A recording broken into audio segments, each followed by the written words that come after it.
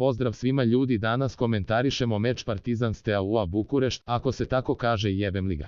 Ubačaja sa desne strane, opa, kakva doktorska asistencija ovog idiota, Partizan vodi 1:0 puni mršu. Strelac Miloš Teodosić. Evo sada ubačaja za Rumune i prelepa asistencija ovog našeg debila za 1:1. Izgleda da se defanzivci Partizana i Steaue takmiče ko će imati večeras lepšu asistenciju. Odbrana Partizana je retko izgledala ovako bedno, mada ruku na srce nije baš često mogla bolje od ovoga, rezultat je 1:2. Evo Jevtovića udarac i gol, samo da se ovi naši defanzivci ne zainate sad, pa umjesto asistencija da se takmiče u autogolovima. Evo lopte za ovog tatinog sina i opa, gol, Degeneku, nadam se da gledaš ovo, ipak nije samo tvoja kičma ostala na terenu.